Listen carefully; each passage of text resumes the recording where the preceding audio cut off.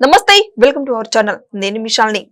వైసీపీలో ఒక్కొక్కరుగా ఇప్పుడు జైలు శిక్ష పడాల్సిందే అని అంటూ వార్తలైతే వస్తున్నాయి. అందులో నిన్న చూసుకున్నట్టయితే విడతల రజనీ కూడా అరెస్ట్ అని తప్పదని కూడా వార్తలు వస్తున్నాయి. ఈ రోజు చూసుకున్నట్టయితే కాకాని గోవర్ధన రెడ్డి అరెస్ట్ అని కూడా వస్తుంది. ఇట్లా వైసీపీలో ఒక్కొక్కరుగా అరెస్ట్ అయితే కాబోతున్నారు.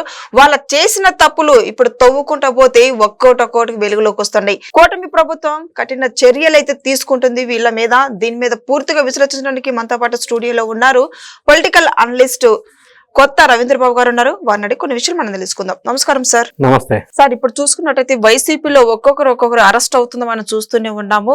ఆల్రెడీ నిన్న విడతల రజనీ కూడా అరెస్ట్ అని మనకు వార్తలు వచ్చాయి. ఈ రోజు అయితే కాకాని గోవర్ధన రెడ్డి కూడా అరెస్ట్ అని వస్తుంది.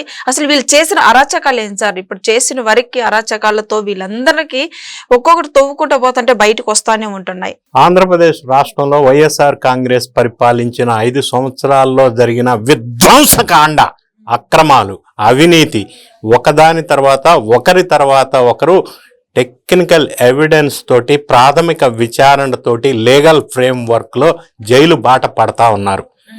ఆ పరంపర కొనసాగుతూ ఉంది. ఈ రోజు లేటెస్ట్ గా చర్చనీయాంశం ఏంటంటే ఆ లిస్ట్ లో కాకాని గోవర్ధన్ రెడ్డి పేరు వచ్చింది. సో విషయం ఏంటంటే నెల్లూరు ప్రాంతానికి చెందిన సర్వేపల్లి ఏరియాలో రుస్తుం మైన్స్ లో అక్రమంగా ప్రభుత్వ భూముల్లో క్వాడ్జ్ అనేది ఒక ఖనిజం. అది మైనింగ్ చేయాలంటే మైనింగ్ పర్మిషన్ ఉండాలా, రెండోది ఆ లైసెన్స్ ఉండాలా. ఇవన్నీ లేకుండా ప్రభుత్వ భూముల్లో దాదాపుగా 61,000 టన్నుల క్వాడ్జ్ ఖనిజాన్ని తవ్వి తీసి అక్రమంగా అది చెన్నై నుంచి విదేశాలకి తరలించి దాని ద్వారా 250 కోట్లు స్కామ్ జరిగిందని ప్రాథమికంగా విచారణలో ఇప్పటివరకు తేలింది. దీని మీద కేసు ఎఫ్ఐఆర్ బుక్ చేశారు. ఇందులో 7 A7 వరకు నిందితులుగా పేర్కొన్నారు. 2 అరెస్ట్ చేశారు, రిమాండ్కి పంపించారు. 2 ముందస్తు బెయిల్ ఇచ్చారు. కాకాని గోవర్ధన్ రెడ్డి A4గా ఈ కేసులో ఉన్నారు. సో ఈ విషయం మీద ఈ అక్రమ తవ్వకాలు జరుగుతున్నాయి ప్రభుత్వ భూముల్లో అని చెప్పి ఆ ప్రాంతానికి, నెల్లూరు ప్రాంతానికి చెందిన మాజీ ఎమ్మెల్యే సోమిరెడ్డి చంద్రమోహన్ రెడ్డి గారు గతంలో ఎంతో వీరోచితంగా 5 సంవత్సరాలు పోరాటం చేశారు. అప్పట్లో ప్రభుత్వం వైఎస్ఆర్ కాంగ్రెస్ పార్టీ ఉంది కాబట్టి సోమిరెడ్డి చంద్రమోహన్ రెడ్డి ఫిర్యాదుల్ని పట్టించుకోవాలా. ఆయన స్టేట్ గవర్నమెంట్కి, సెంట్రల్ గవర్నమెంట్కి రకరకాలుగా ఫిర్యాదులు చేశాడు. ఈ రుస్తుం మైన్స్ దగ్గర అక్రమంగా జరుగుతున్న దగ్గర ఆయన ధర్నా కూడా చేశారు.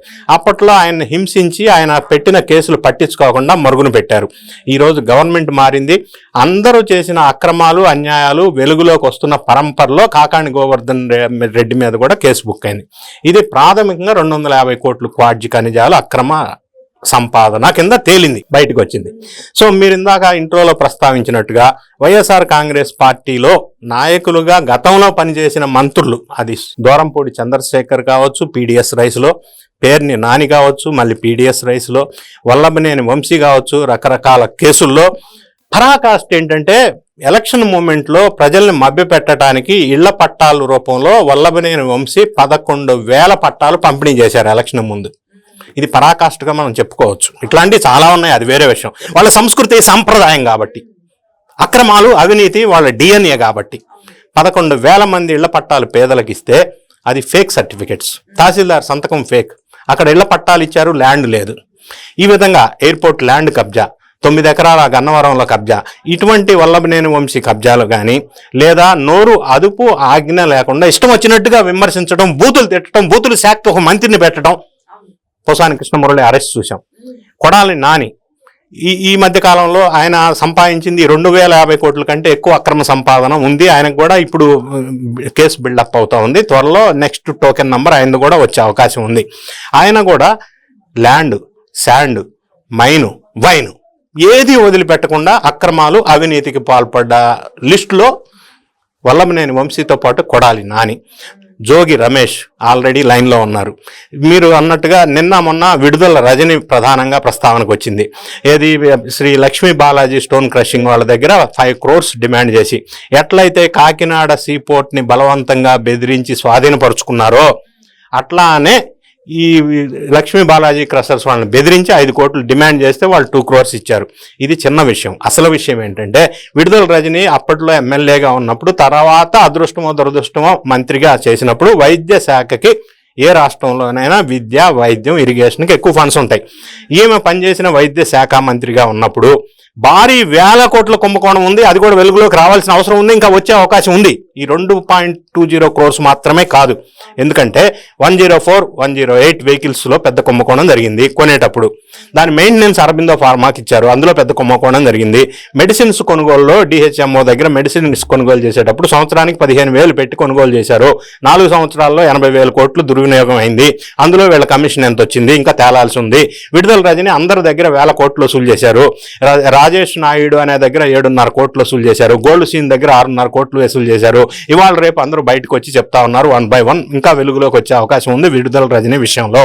అదే విధంగా కాకాని గోవర్ధన్ రెడ్డి విషయం ఈ రోజు వెలుగులోకి వచ్చింది. ఇంకా ఈ లిస్టులో చాలా మంది అవినీతి అక్రమాలకు పాల్పడ్డ వాళ్ళు బయటకు వచ్చే అవకాశం ఉంది. అది పెద్దిరెడ్డి రామచంద్రారెడ్డి అటవీ భూములను ఆక్రమించిన విషయం కానీ, సకల శాఖ మంత్రిగా పేరు పొందిన సజ్జల రామకృష్ణారెడ్డి అటవీ భూములను ఆక్రమించిన విషయం కానీ, లేదా జగన్ రెడ్డి గారు సరస్వతి ల్యాండ్లో గవర్నమెంట్ ల్యాండ్ను కబ్జా పెట్టిన విషయం కానీ, అన్నిటికంటే ముఖ్యంగా ప్రధానంగా భారతదేశ చరిత్రలోనే అతిపెద్ద స్కామ్గా చెప్పబడుతున్న ఆంధ్రప్రదేశ్ లిక్కర్ స్కామ్లో ఇప్పటివరకే ప్రాథమికంగా 20,000 కోట్ల అవినీతి జరిగిందనేది మనకి తేలిన అంశం. అది 2 లక్షల కోట్ల వరకు జరిగిందనేది వెలుగులోకి వస్తా ఉన్న మాట.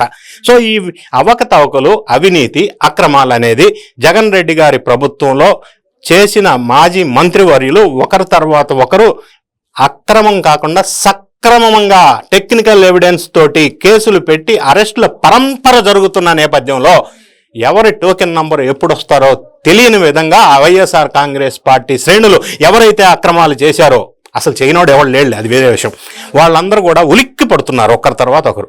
ఈ నేపథ్యంలోనే పార్టీ వీడి ఏటుగా ముద్ర పొందిన విజయసాయిరెడ్డి లాంటి వాళ్ళు కూడా పార్టీని వీడి బయటికి వెళ్ళారు అంటే ఏం మెసేజ్ వెళ్తుంది వైఎస్ఆర్ కాంగ్రెస్ పార్టీ మీద? ప్రజల్లో ఉన్న అభిమానం ఏంటి? 151 నుంచి 11కి వచ్చినా కూడా వాళ్ళల్లో రియలైజేషన్ రాకపోవటానికి కారణం ఏంటి? ఎమ్మెల్యేగా గెలిచినప్పుడు అసెంబ్లీకి వెళ్లకుండా ఉండటానికి కారణాలేంటి? వర్కింగ్ ఫ్రమ్ బెంగళూరు లేదా వర్కింగ్ ఫ్రమ్ తాడేపల్లి ప్యాలెస్. ఇది ఎక్కడ ఎమ్మెల్యే అండి? ఎమ్మెల్యేగా అట్లా ఉన్నప్పుడు మరి ఎమ్మెల్యే పదవి అవసరమా అని షర్మిల గారు ప్రశ్నిస్తున్న సందర్భం. సో వైఎస్ఆర్ కాంగ్రెస్ పార్టీ 5 సంవత్సరాలు పరిపాలించిన కాలంలో అక్రమాలు చిట్టా చెప్పాలి అంటే నాకు కనీసం మినిమం 1 hour పడుతుంది. డీటెయిల్డ్ లిస్టుతో సహా మనం చెప్పవచ్చు. 1, 2 అనే కాదు, విపరీతమైన అవినీతి అక్రమాలు. అదే కాకుండా కాకినాడ దగ్గర అడవులను దోసుకోవటం కానీ, వైజాగ్లో ల్యాండ్ అక్రమంగా కబ్జా పెట్టడం కానీ, అది కూడా నిన్న వెలుగులోకి వచ్చిన అంశం. సాయిరెడ్డి గారి కూతురు నేహారెడ్డి గారు ఒక ల్యాండ్ కబ్జా పెడితే దానికి గోడ కడితే హైకోర్టు ఆర్డర్ ఇచ్చి ఆ గోడ తీసేయటానికి ₹1 కోటి ఖర్చు అయింది. అదేవిధంగా ఈ తాడేపల్లి ప్యాలెస్ సరిపోదన్నట్టుగా రిషికొండకు 500 కోట్లు ఖర్చు పెడితే అది ప్రజల డబ్బు కాదా? ఎవరు రెస్పాన్సిబుల్ 500 కోట్లు పబ్లిక్ మనీ ఇన్వెస్ట్ చేయడానికి? తాడేపల్లి ప్యాలెస్కి 30 అడుగులు కంచేసుకుంటే, ఫినిషింగ్ వేసుకుంటే ఆ 10,000 కోట్లు ఎవడిచ్చాడు? 900 మందిని సెక్యూరిటీ పెట్టుకుంటే దాని పైసలు ఎవరు పే చేస్తారు? సాక్షికి 537 కోట్ల రూపాయలు పే చేస్తే దానికి ఎవరు పే చేస్తారు? వీళ్ళ దగ్గర పనిచేసే మనుషులందరికీ పేమెంట్స్ డిజిటల్ కార్పొరేషన్ ద్వారా పేమెంట్ జరిగితే, అక్రమంగా ఎంప్లాయ్మెంట్ ఇస్తే ఇదంతా అధికార దుర్వినియోగం కాదా? అవినీతి కాదా? అక్రమం కాదా? ఇట్లా చెప్పుకుంటూ పోతే ప్రతి దాంట్లో అవినీతి. ఎక్కడున్నా అవినీతి, ఎవరున్నా అవినీతి, మాజీ మంత్రులంతా అవినీతి. ఎందుకు అని మీరు అడిగారు. ఆ కల్చర్ అది, ఆ సంస్కృతి అది, ఆ సాంప్రదాయం అది వైఎస్ఆర్ కాంగ్రెస్ పార్టీ డిఎన్ఏలోనే అది ఇంజెక్ట్ చేశారు, దానికి ట్రైనింగ్ ఇచ్చారు. కాబట్టి అందరూ జైలు బాట పడుతున్న పరిస్థితి ఇప్పుడు ఏర్పడింది. ఈ రోజుకు కూడా వాళ్ళల్లో రియలైజేషన్ లేకపోగా అరెస్ట్ అయిన ప్రతి ఒక్కరు బీసీ కార్డు ప్లే చేస్తున్నారు. బీసీ అరెస్ట్ చేస్తే బీసీకి అరెస్ట్కి సంబంధం ఏంటి నాకు అర్థం కావట్లా. విడుదల రజని మొన్న ఏం చెప్తుంది? బీసీ మహిళలను అరెస్ట్ అంటే అక్రమాలు చేసినప్పుడు బీసీలకి, ఎస్సీలకి సపరేట్, ఓసీలకి సపరేట్ ఉంటుందా? ఒకటి. రెండోది, మీరు అక్రమాలు చేసేటప్పుడు, అవినీతి చేసేటప్పుడు బీసీల దగ్గర చేయలేదా? అక్రమాలు అవినీతి చేసినప్పుడు ఇందులో సొమ్ము మీరు బీసీలకి ఏమన్నా డొనేట్ చేశారా? మరి ఇప్పుడు బీసీ కార్డు ఎందుకు ప్లే చేస్తున్నారు? గతంలో ఎంపీగా పనిచేసిన మాధవ్, ఆయన మీద సెక్షన్ 72, 79 కింద కేసు పెడితే బీసీని అరెస్ట్ కింద నోటీస్ ఇస్తారా అని ఆయన మాట్లాడాడు. అంటే ఇప్పుడు బీసీ ఎందుకు గుర్తొచ్చింది మీకు? గతంలో అవినీతి చేసేటప్పుడు మీకు బీసీలు గుర్తు రాలేదా? అప్పుడు వాళ్ళకేమన్నా మీ అవినీతి సొమ్ము ఇచ్చారా? లేదు కదా. మరి ఇప్పుడు బీసీ కార్డు ఎందుకు ప్లే చేయవలసి వస్తుంది? బీసీకి, అక్రమాలకి, అవినీతికి, కేసుకి సంబంధం ఏంటి? ఇటువంటి బేస్లెస్ స్టేట్మెంట్స్ ఇవ్వటం వల్ల ఇంకా ఎక్కువ లోతులోకి ఇరుక్కుంటారు తప్ప బయటకు వచ్చే పరిస్థితి లేదు. ఏ విధంగా అయితే పోసాని కృష్ణమురళి కేసు మీద కేసు పీటీ వారెంట్లో ఉన్నప్పుడు ఆయన ఓపెన్గా చెప్పాడు, స్క్రిప్ట్ సాక్షి దగ్గర నుంచి వచ్చింది, సకల శాఖ మంత్రిగా ఉన్న సజ్జల రామకృష్ణారెడ్డి నాకు స్క్రిప్ట్ ఇచ్చారు అని చెప్పారు. ఈ కేసుల్లో ఒకదాని తర్వాత విచారణ డీప్గా వెళ్తున్న నేపథ్యంలో చివరి ఆఖరికి వీళ్ళు ఆ పేరు, స్క్రిప్ట్ ఇచ్చిన వాడి పేరు, ఇవ్వమన్నాళ్ళ పేరు, ఎక్కడి నుంచి ఆదేశాలు వచ్చినాయి, వాళ్ళ సూత్రధారి ఎవరు అనే పేర్లు బయటికి, నిజాలు బయటికి వస్తే అన్ని కేసులు ఇన్వెస్టిగేషన్లో చివరి ఆఖరికి ఒకే ఒక పేరు వచ్చే అవకాశం ఉంది, అదే జగన్ అన్నయ్య. ఎందుకంటే ఆ హెడ్డే కదా. ఇప్పుడు అదానీ పవర్ విషయంలో 1750 crores ఎవరికి ఇచ్చారు? అది నేను చెప్తున్నా కాదు, అమెరికాలో FBI కేసు, వాళ్ళు పెట్టిన మాట, అక్కడి నుంచి వచ్చిన వార్త.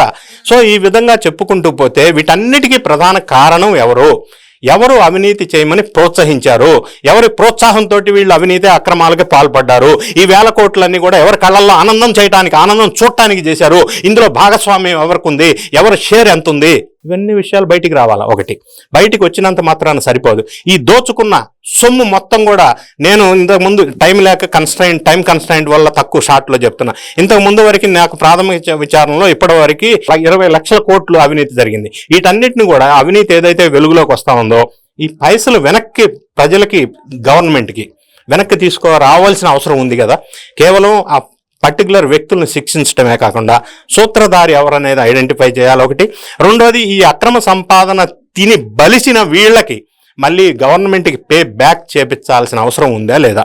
ప్రజల సొమ్ము ఎవడు ఇష్టం వచ్చినట్టు వాడు ఖర్చు పెట్టొచ్చా, పదవిని అడ్డు పెట్టుకొని అధికార దుర్వినియోగం చేసి అవినీతి చేస్తే ఆ సొమ్ముని రికవరీ చేయవలసిన బాధ్యత కూడా ప్రభుత్వం మీద ఉంది అని చెప్పి నేను ఖచ్చితంగా చెప్పగలను. అయితే ఈ నేపథ్యంలోనే అందరూ అరెస్ట్ అవుతుంటే, నిన్న మాజీ సీఎం జగన్మోహన్ రెడ్డి తాడేపల్లికి వెళ్ళి రైతుల్ని పరామర్శిస్తున్నా, అంటే 2 days అకాల వర్షాల వల్ల అరటి తోటలు వాళ్ళు పంట నష్టమైందని చెప్పి రైతుల్ని పరామర్శించడానికి వెళ్ళారు. దీన్ని ఎలా చూడాలి సార్? ఇప్పుడు రైతులను ఎందుకు పరామర్శించడానికి వెళ్ళాడు? Jaganmohan Reddy already working from Bengaluru కదా.